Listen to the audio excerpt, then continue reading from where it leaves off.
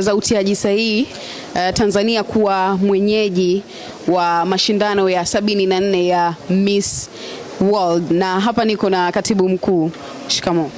Marhaba. Hongera sana kwa kazi mnayo. Asante. Hongera sana, leo tuko hapa kwa juhudi zenu nyinyi. Kwa kweli tunashukuru Mungu na ni tukio kubwa. Hii ni mara ya kwanza Tanzania inakuwa mwenyeji wa mashindano makubwa haya ya dunia ya ulimbwende. Kwa hiyo tunamshukuru sana Mheshimiwa Rais kwa kuridhia tukio hili lifanyike, lakini ni pongezi kwa Watanzania wote kwa sababu matukio kama haya yanakuja na fursa nyingi, na sisi wizarani kwetu, Wizara ya Habari, Utamaduni, Sanaa na Michezo, tunasikia fahari kwamba tukio hili limetokea wakati huu, wakati ambapo nchi yetu inapiga hatua kubwa za kimaendeleo na inafanya mageuzi makubwa katika sekta ya sanaa na ubunifu.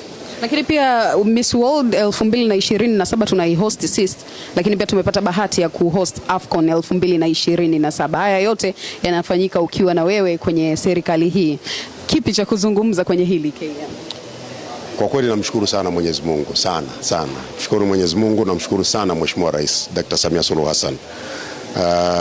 Wizara hii imefanya mageuzi makubwa katika kipindi cha miaka mitatu kuliko wakati mwingine wowote tangu nchi hii izaliwe.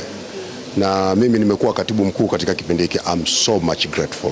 Namshukuru sana Mheshimiwa Rais kwa kuniamini, na mimi nimwahidi kwamba sitamwangusha, lakini kwa kweli Watanzania wote tuna kila sababu ya kumshukuru Mheshimiwa Rais kwa sababu watu wengi wanapenda kunisema hata kwenye mitandao kwamba Msigwa kila kitu rais, lakini mipango kama hii sio kwamba haikuwepo, imekuwepo miaka yote, lakini mwenye political will, mwenye utayari wa kisiasa, uamuzi wa kiserikali kuamua, aliyefanya uamuzi wa kwenda kwenye safari hii ni Mheshimiwa Dr. Samia Suluhu Hassan, mtu mwenye degree za heshima 6 kutokana na kazi kubwa anayoifanya.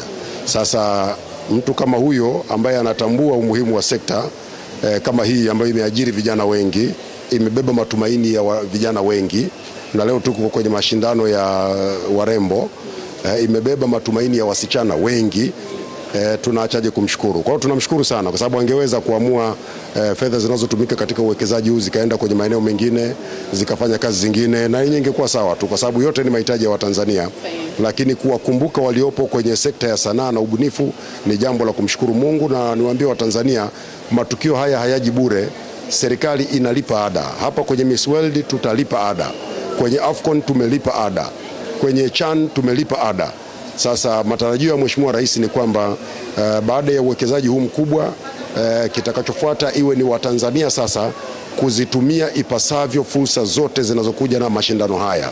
Fursa ya kuongeza idadi ya watalii. Nilikuwa nasoma leo tumeshafikia watalii 5.9 milioni. Safari yetu 2030 tufike watalii 8 milioni.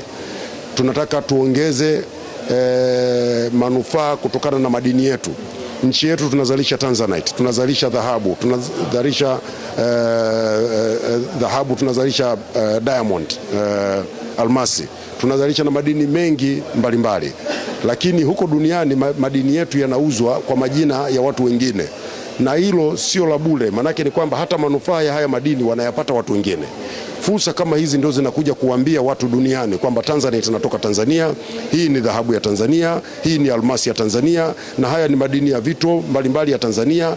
Fursa kama hii ndio tunaiambia dunia kwamba Tanzania ni moja ya nchi yenye madini adimu ya kuzalisha, ya kutengenezea betri, yenye madini adimu yanayotumika kutengenezea vifaa vya ndege, meli na mitambo mingine. Tanzania ndio nchi ambayo sasa inakwenda kujenga uchumi mkubwa wa gesi, ni kwenye fursa kama hizi. Kwa hiyo Mheshimiwa Rais hawekezi kwenye sekta ya sanaa na ubunifu kwa bahati mbaya, kwa sababu anajua yako mafanikio makubwa ambayo nchi itayapata kutokana na kutangazwa na kuiambia dunia kwamba Tanzania ni nchi yenye amani, yenye utulivu, yenye mshikamano, lakini ina rasilimali ambazo tunawakaribisha wawekezaji mbalimbali duniani tushirikiane, tuwekeze ili Watanzania wanufaike.